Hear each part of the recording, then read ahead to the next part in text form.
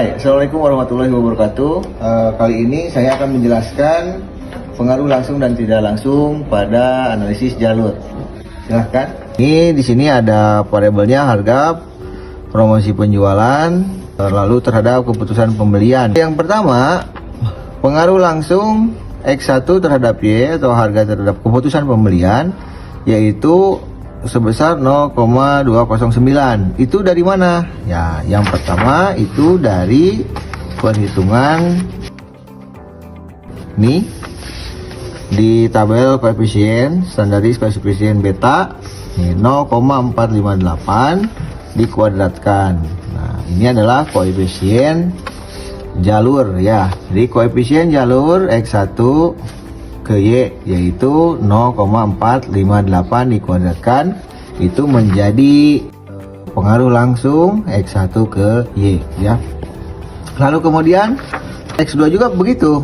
Jadi dilihat sekali lagi di tabel koefisien standaris beta ini yang 0,525 itu kemudian dimasukkan ke sini ya, 0,525 lalu dikuadratkan, maka hasilnya adalah 0,275 ya. Itu adalah pengaruh koefisien jalur X2 ke Y gitu ya.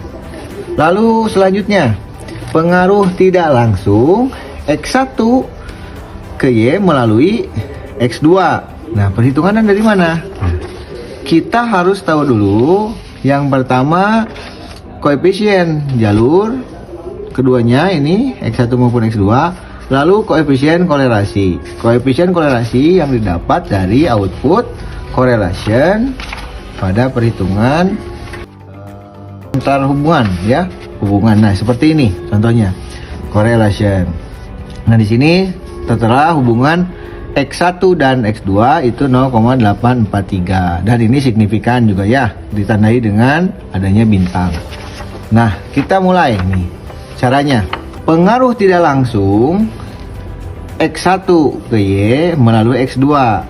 Nah, berarti mana yang dihitung? Yaitu koefisien jalur X1 ke Y 0,458 dikalikan dengan koefisien kolerasi X1 dan X2 0,843, lalu juga dikalikan dengan koefisien jalur X2 ke Y yaitu 0,525.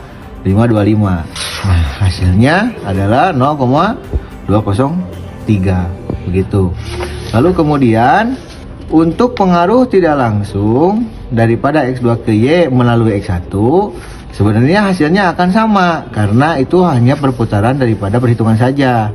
Cuman berarti untuk yang X2 ke Y yang ini dulu 0,525 lalu dikalikan dengan koefisien korelasi antara X1 dan X2 0,843 lalu dikalikan koefisien jalur X1 ke Y 0,458. Tentu saja hasilnya itu akan sama. Lalu kemudian total pengaruh ini yaitu hasil penambahan daripada pengaruh langsung dan tidak langsung ya. Nah, ini juga sama. Nah, baru nanti pengaruh totalnya ditotalkan semuanya jadi 80 atau 89% total pengaruhnya.